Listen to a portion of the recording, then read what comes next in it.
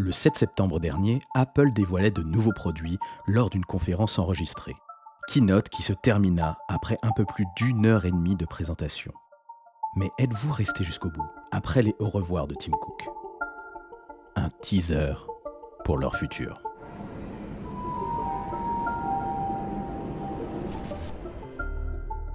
Vous y avez cru? Ce n'est que le teaser d'une série d'Apple. La suite de la vidéo, par contre, ne sera très bientôt plus de la science-fiction. Salutations! Cette vidéo fait suite à la précédente, oui, normal, mais aussi à mes propos de la précédente. Vous pouvez vraiment suivre la vidéo et passer à celle-là, c'est dans la continuité, on va dire. Enfin, j'aborde le sujet juste avant. La vidéo précédente, d'ailleurs, si vous ne l'avez pas vue, elle traitait des derniers produits qu'Apple va sortir en 2022, avant la fin de l'année, et ce, probablement sans keynote. Pourquoi? J'en parle dans cette vidéo. Ici, on va parler du futur. Et pas du futur très éloigné, je dirais d'un futur relativement proche. Il ne fait que se rapprocher. J'adore vous parler de ça, ça me passionne totalement depuis la création de la chaîne. Vous pouvez remonter. Aujourd'hui, je vais vous parler de la réalité virtuelle et de la réalité augmentée. Je vais vous parler de la réalité augmentée. Aujourd'hui, je vais tester la réalité augmentée de l'iPhone X. Aujourd'hui, je vais vous parler des lunettes de réalité augmentée d'Apple et du casque, etc. Surtout que le sujet de la réalité augmentée, parce que oui, c'est bien ça dont je vais vous parler, et notamment des lunettes, eh bien je vous en parle depuis la création de la chaîne. Ce futur qui se rapproche à toute allure et qui pourrait bien commencer dès 2023. Cette tech dont je parle souvent pourrait bien arriver dès janvier 2023, du moins être présenté. C'est peut-être en janvier donc qu'Apple va dévoiler un nouveau produit, une nouvelle catégorie de produits qui va lancer un nouveau cycle pour eux, un nouveau cycle technologique, une nouvelle branche, une toute nouvelle catégorie de produits qui aura le droit à son onglet sur le site. Des produits qui vont notamment changer progressivement et durablement, j'en suis convaincu, nos usages de la tech. Et ce, pour les prochaines décennies. La fin de l'ordinateur tel qu'on le connaît, la fin du smartphone tel qu'on le connaît, oui, la fin de la tablette, telle qu'on la connaît, aussi. Si ça vous fait peur, ce changement ne va pas être radical, ce n'est pas pour demain, il sera progressif, mais je pense que si vous n'y croyez pas pour demain, vous y croirez après-demain. Je pense que si vous n'y croyez pas demain, vous y croirez après-demain. Alex Reframe, octobre 2022. Ouais, cette formulation est étrange. Vous voyez là où je veux en venir. Bref, de quoi je parle? Je parle ici de la réalité augmentée, bien évidemment. Réalité augmentée. La réalité augmentée. La réalité augmentée. Réalité augmentée. La réalité augmentée. Et des produits Apple qui vont s'associer à ça. Je vous en parle, comme je vous le disais, depuis 2017 sur la chaîne. Ouais, ça date, hein. Ah, elle commence à vieillir, cette petite chaîne. Et c'est enfin en train d'arriver. Tim Cook communique de plus en plus dessus, on sent vraiment que chez Apple, il commence à préparer le terrain et à préparer les esprits. D'ailleurs, lors de son petit tour en Europe, il a eu l'occasion, lors de conférences, de parler un peu de cette tech, et sur une autre. Il a bien insisté sur deux technologies, l'intelligence artificielle et la réalité augmentée. Selon lui, ajouter du virtuel dans le monde réel, c'est totalement le futur. Ça va bouleverser totalement nos usages de la tech, je le pense aussi. Ça va révolutionner l'enseignement, la médecine, etc. Il a même insisté et affirmé que dans 10 ans, lorsqu'on regardera en arrière, selon lui, on se dira « mais comment je faisais sans réalité augmentée ?» À la même manière qu'aujourd'hui, on se dit « mais comment je faisais sans Internet ?» Vous n'avez certainement pas connu ça. Moi, j'étais trop petit, mais on peut quand même se dire comment on faisait sans Internet. Il a vraiment comparé ça au bouleversement qu'a apporté Internet. Donc selon lui, c'est la prochaine grosse révolution du numérique, et de la tech en général. La prochaine grande étape, la plus grosse révolution à venir depuis Internet, quoi. Quand tu dis ça, quand tu l'affirmes bien, c'est forcément que t'as du lourd derrière, Du très lourd, je pense. Perso, je lis beaucoup de choses sur cette tech depuis un moment, notamment si elle est couplée avec une intelligence artificielle. Là, on part un petit peu dans la science-fiction, mais elle arrive, elle est à notre porte. Ça pourrait permettre non pas d'afficher un truc basique en 3D comme on peut l'imaginer, un truc un peu buggé là qui vole, non. Ça pourrait permettre à travers un casque ou des lunettes de réalité augmentée, ou réalité mixte, soit d'habiller quelque chose en 3D de manière photoréaliste, en utilisant les ombres et l'axe, etc., la lumière environnante, soit de carrément générer des objets par intelligence artificielle, des objets ultra réalistes dans notre environnement. En gros, ça serait pas un objet 3D, ça serait l'objet qui serait généré, et en fonction de l'inclinaison de notre tête, enfin de nos déplacements dans la pièce, l'objet serait généré en continu pour donner l'impression d'être réel, d'être réellement ici. Un objet réaliste dans notre environnement. C'est un petit peu compliqué de vous l'expliquer sans vous perdre, sans partir dans des détails, j'essaie de faire au mieux, et sans montrer les choses aussi, c'est un peu complexe. Je peux vous montrer quelques exemples de nerfs, notamment. Retenez que ça serait pas nécessairement générer quelque chose en 3D à l'aide d'un moteur graphique, à l'aide d'un moteur 3D, pardon. Une image serait générée progressivement en fonction de notre déplacement. C'est un exemple, hein, il y a plein d'autres exemples. Non mais vraiment, je pense que personne ne s'attend à ce qui va arriver. Enfin, très peu de personnes ne voient réellement les usages et ne voient réellement ce qui pourrait arriver devant nos yeux. Et surtout l'impact que ça peut avoir. Vous devez être nombreux en regardant cette vidéo à être super dubitatif, mais je suis convaincu que dans 10 ans, vous le serez beaucoup moins. Une autre communication récente de Tim Cook concernait le métaverse. Alors ça, c'est très intéressant. Apple ne croit pas du tout au métaverse, au concept de métaverse fermé, être dans un monde totalement VR, ça... c'est pas trop leur truc. Enfin, en tout cas, ils ne voient pas l'avenir comme ça. Leur vision s'oppose totalement à celle de Meta, anciennement Facebook. Ce n'est pas du tout la vision qu'a Mark Zuckerberg du métaverse. Chez Apple, en fait, ils croient plus en la réalité augmentée. Conserver nos interactions sociales, toujours être connecté à notre monde réel, voir la réalité, mais à travers des lunettes ou un casque, rester dans notre monde réel, quoi. En gros, eux, ils se projettent plus dans le fait de simuler des choses virtuelles dans notre environnement réel, les positionner, le casque et les lunettes détecteront parfaitement l'environnement, on pourra poser des choses, coller des choses sur le mur dans notre environnement, des écrans, des annotations, peut-être une décoration totalement personnelle qu'on pourra voir exclusivement lorsqu'on met nos lunettes ou notre casque. Chacun aura la sienne chez soi, peut-être, je ne sais pas, enfin je pars un peu loin, mais pourquoi pas, on peut partir loin avec ce type de tech. Bref, personnaliser plein de choses, travailler, se divertir, etc.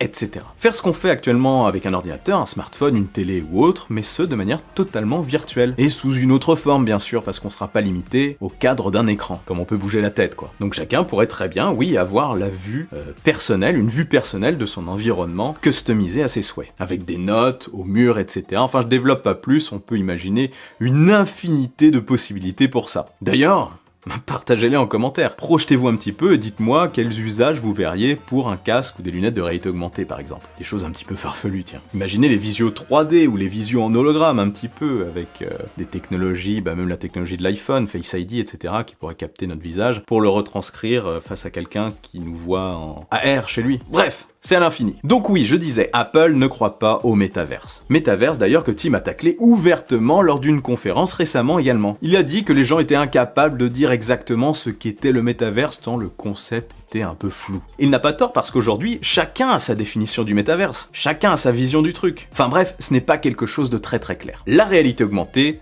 c'est clair. Du virtuel dans notre monde réel.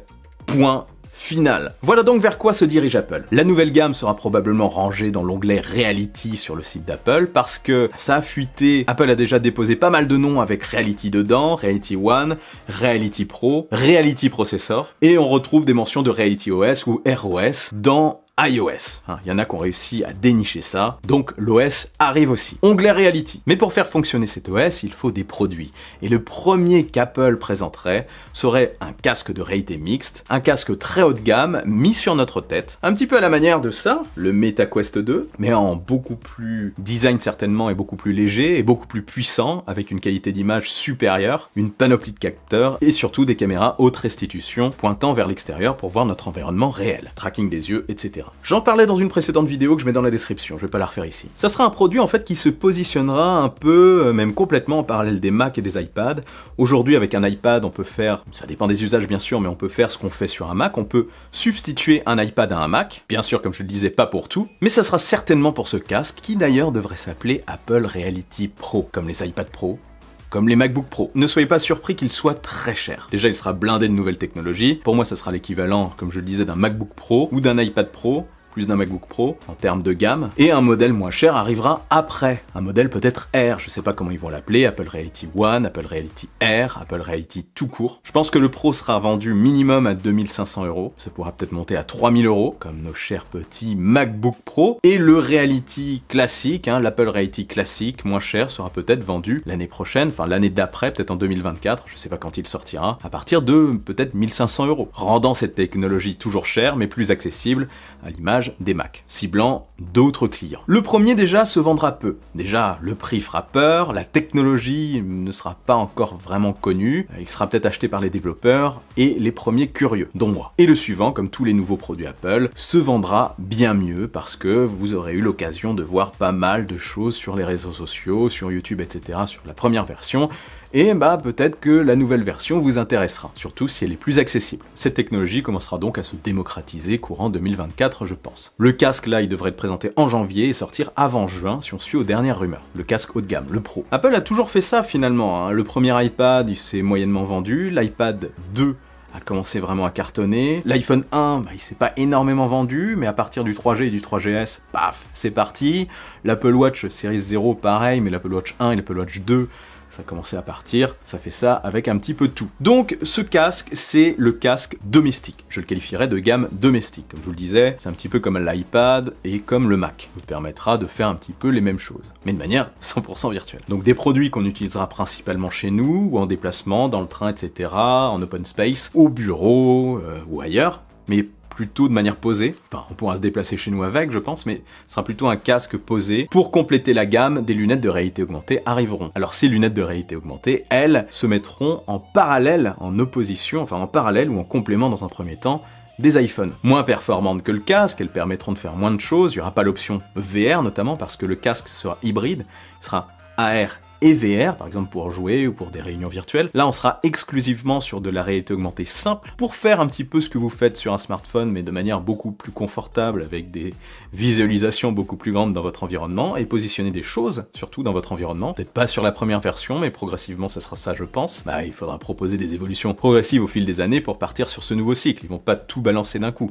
Surtout, les techs ne sont pas assez mûrs, et la plupart sont beaucoup trop chers. Donc, les Apple Reality Glass, ou Apple Glass tout court, arriveront dans l'onglet Reality du site d'Apple, et leur but sera de faire la même chose que ce qu'on fait avec un smartphone, en visant de le remplacer à l'avenir, pas tout de suite. Donc tous ces produits, à l'image par exemple de l'iPad qui s'est développé en parallèle du Mac, devraient se développer en parallèle des autres produits. Vous aurez toujours le choix. Mais progressivement, vous pourrez simplement avoir l'Apple Reality, le casque, plus des Apple Glass, plus par exemple une Apple Watch et des AirPods, et vous pourrez faire, du moins ce que vous pouvez faire sur les Mac et sur les iPhones, surtout bien plus. Et je parlais des AirPods, à votre avis, pourquoi il y a le spatial audio sur les AirPods? Bon, bien sûr, c'est pour avoir une meilleure immersion, mais ça va avoir un énorme intérêt dans la réalité augmentée et la réalité virtuelle, pour spatialiser les objets, pour les entendre et tourner notre tête, enfin savoir exactement déterminer où ils sont en fonction de leur zone, du son spatial quoi. Parfait pour localiser du virtuel par le son, donner l'impression que le son provient de l'objet en question. Voilà pour moi exactement là où on va, vers quoi on se dirige. C'est ma vision clairement de la tech du futur. On peut se téléporter aussi avec ça, mais de manière virtuelle.